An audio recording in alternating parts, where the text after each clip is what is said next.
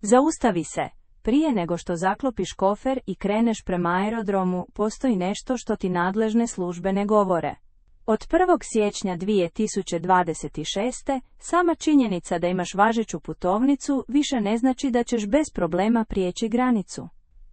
Postoji jedna nevidljiva greška, tehnička zamka u čipu tvog dokumenta, zbog koje tisuće putnika ostaju nasukane već na izlazu za ukrcaj i u sekundi gube $1000. Danas ne pričamo o uobičajenim procedurama.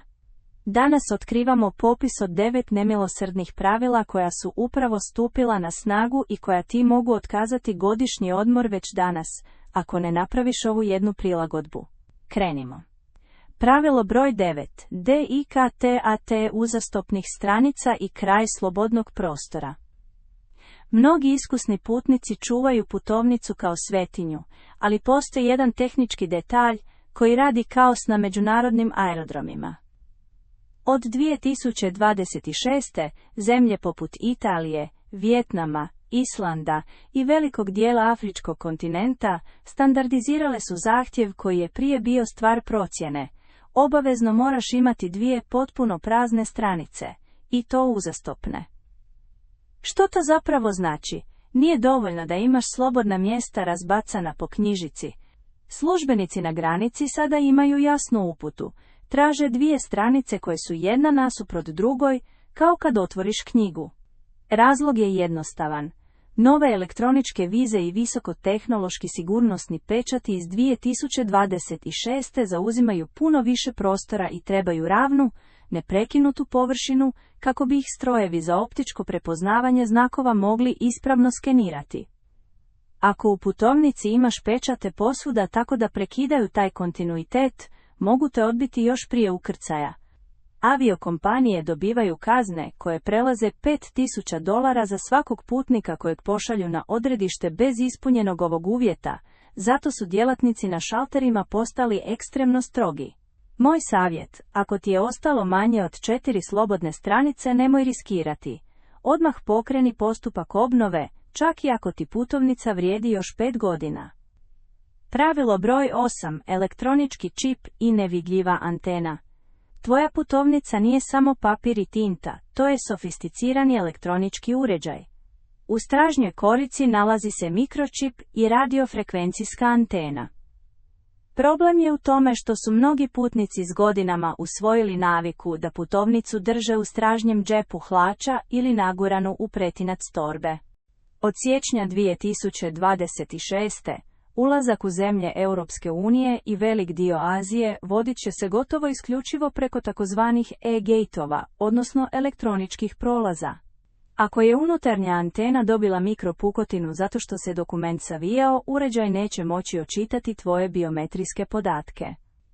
Za sustav, čip koji se ne može očitati isto je kao krivotvorena ili oštećena putovnica. Vidjeli smo slučajeve ljudi od 70 godina koji putovnicu čuvaju u kožnim futrolama, ali je već samo to što su je pritisnuli u zakrivljenu površinu bilo dovoljno da dokument postane nevažeći. Zlatno pravilo za 2026. je: nikad ne savijaj putovnicu, iako možeš, uloži u tvrdu futrolu koja spriječava bilo kakvo uvijanje. Pravilo broj 7. BIOMETRIJSKI sustav ulaska i izlaska. Europa je zauvijek promijenila pravila igre. Od 2026.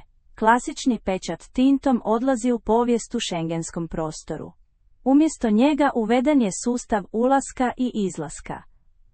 Taj sustav obavezno bilježi tvoje ime, vrstu dokumenta, otiske prstiju i snimku lica. Za putnike starije od 60 godina, tu nastaje tehnički problem. Digitalni kiosci ponekad teško očitavaju otiske ako je koža jako suha ili ako osoba ima stanje poput artritisa, zbog kojeg ruku ne može postaviti idealno kako uređaj traži. Ono što ti nitko ne kaže, ako kiosk zakaže 3 puta, sustav diže sigurnosno upozorenje. Da to izbjegneš, priđi osoblju za pomoć i unaprijed prijavi bilo kakvu fizičku poteškoću prije nego što uopće pokušaš na uređaju. Osim toga, ovaj sustav će matematički precizno pratiti koliko dana provodiš na europskom teritoriju. Ako prekoračiš limit od 90 dana makar za 1 sat, sustav ti automatski postavlja zabranu ulaska za sljedeće 3 godine. Pravilo broj 6. Elektroničko odobrenje. Ako si mislio da, zato što dolaziš iz zemlje koje ne treba viza za Europu, nemaš nikakvih dodatnih koraka, razmisli opet. Krajem 2026. obavezno na snagu stupa novi ETIAS. To je putno odobrenje koje se elektronički veže uz tvoju putovnicu. Evo gdje je zamka za starije putnike. Mnogi se oslanjaju na turističke agencije ili obitelj da im to odrade, ali odobrenje je osobno i neprenosivo. Ako iz bilo kojeg razloga promijeniš putovnicu jer se izgubila ili se oštetila, tvoje odobrenje automatski postaje nevažeće, čak i ako mu je ostalo još godina valjanosti. Ključno je da broj putovnice na odobrenju bude potpuno isti kao broj dokumenta koji držiš u ruci u trenutku ukrcaja. Dakle, nemoj to ostavljati za zadnji tjedan. Pravilo broj 5. Apsolutno pravilo 6 mjeseci, VALJANOSTI. Ovo je vjerojatno najčešći razlog otkazivanja putovanja na šalteru za check-in. Nekad se govorilo da putovnica samo mora vrijediti na dan putovanja. Međutim, do 2026. više od 80 zemalja pooštrilo je pravila i traži da dokument vrijedi najmanje 6 mjeseci nakon planiranog datuma povratka.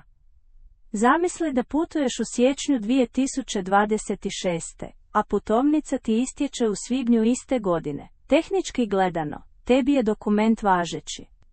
Ali za zemlju odredišta ti putuješ s isteklim dokumentom. Razlog: države žele biti sigurne da, ako se dogodi hitna medicinska situacija, nesreća ili neplanirano kašnjenje, i dalje imaš valjan dokument za legalan boravak, bez toga da konzulat mora intervenirati u zadnji čas. Ako imaš 60 godina ili više, moja preporuka je: nikad ne dopusti da ti putovnica padne ispod 1 godine valjanosti. To je mali trošak u usporedbi s rizikom da izgubiš avionske karte i nepovratne hotelske rezervacije. Pravilo broj 4. Standard Real IDA. Za one koji putuju unutar države, posebno unutar Sjedinjenih Američkih Država, situacija se u 2026. radikalno mijenja. Razdoblje tolerancije za obične vozačke dozvole je završilo. Ako tvoj identifikacijski dokument nema oznaku zlatne zvjezdice koja potvrđuje da ispunjava standard Real ID, TSA, ti neće dopustiti prolazak kroz sigurnosnu kontrolu. Mnogi stariji putnici se uljuljkaju jer misle: ne izlazim iz zemlje, putovnica mi ne treba. Ali stvarnost je ovakva: ako ti vozačka nije Real ID, putovnica ti postaje jedini valjani dokument čak i za let od 30 minuta između saveznih država. Ne riskiraj da završiš u sekundarnoj provjeri identiteta koja može trajati satima i zbog koje ćeš propustiti let. Pravilo broj 3. PROAKTIVNA. Prijava tekućih lijekova. Putovati s lijekovima mnogima je nužnost, ali sigurnosna pravila iz 2026. ukinula su velik dio tolerancije koja je ranije postojala. Pravilo o tekućinama do 100 ml i dalje vrijedi, ali postoji izuzeće za lijekove. Greška koju mnogi rade je da tekuće lijekove stave u ručnu prtljagu i čekaju da skener sam to uhvati. Od sada, ako nosiš inzulin, sirupe ili tekuće nutritivne dodatke koji prelaze limit, moraš ih usmeno prijaviti prije nego što torba prođe kroz rentgen. Moraš jasno reći: imam medicinski potrebne tekućine za prijaviti. Ako to ne kažeš, agent ih pronađe. Mogu ti ih oduzeti pod sumnjom da si ih pokušao sakriti. Osim toga, obavezno je imati originalni recept, na kojem ime pacijenta mora točno odgovarati imenu u putovnici. I ne prelij lijekove u manje bočice bez etikete. To je razlog za zadržavanje i kemijsku analizu na kontroli, što će ti pojesti puno vremena. Pravilo broj DVA. Prepoznavanje lica i promjene izgleda. Tehnologija prepoznavanja lica u 2026. je nevjerojatno precizna, ali ima slabu točku: drastične promjene u izgledu. S vremenom, nakon medicinskih operacija, velikog gubitka kilograma ili estetskih tretmana, crte lica se mogu promijeniti. Aerodromske kamere uspoređuju specifične točke na tvom licu s fotografijom pohranjenom u čipu putovnice. Ako algoritam procijeni da je podudaranje manje od 80%, sustav će ti blokirati prolaz. Ako ti je fotografija u putovnici stara 8 ili 9 godina, a danas izgledaš bitno drugačije, možeš upasti u problem na novim elektroničkim prolazima. Iako putovnica formalno nije istekla, ako se tvoj izgled promijenio, najsigurnije je izraditi novu putovnicu s aktualnom fotografijom. To je mjera opreza na koju malo tko misli, ali u 2026. bit će presudna jer ljudsku procjenu sve više zamjenjuju strojevi, a oni nemaju ni kriterij ni zdrav razum. Pravilo broj 1. Zabrana. KRPLJENIH ili LJEPLJENIH PUTOVNICA. Zvuči očito, ali iznenadili biste se koliko ljudi pokušava putovati s putovnicom kojoj se korica malo odlijepila ili s jednom stranicom koja je jedva ali ipak poderana. U 2026. svaki znak fizičke intervencije na knjižici može značiti trenutno poništavanje. Čak i ako ti se prolilo malo vode, pa su se stranice lagano naborale, ili je malo dijete kemijskom napravilo sitnu crtu na praznoj stranici, putovnica se smatra kompromitiranom. Sigurnosno osoblje je obučeno prepoznati kućne popravke, u kojima ljudi pokušavaju lijepiti listove. Ako putovnica nije u besprijekornom stanju, nemoj ni pokušavati putovati s njom. Međunarodna sigurnost je na najvišoj razini pripravnosti zbog upotrebe izmijenjenih dokumenata i čak mala mrlja kave može se protumačiti kao pokušaj prikrivanja informacija. I to je to. Ako ti je ova informacija bila vrijedna i želiš pratiti još ovakvih ažuriranja o sigurnosti i putovanjima za iskusne putnike, možeš se pretplatiti i uključiti zvonce. Tvoj mir na sljedećem letu nama je najveće zadovoljstvo. Vidimo se u sljedećem videu.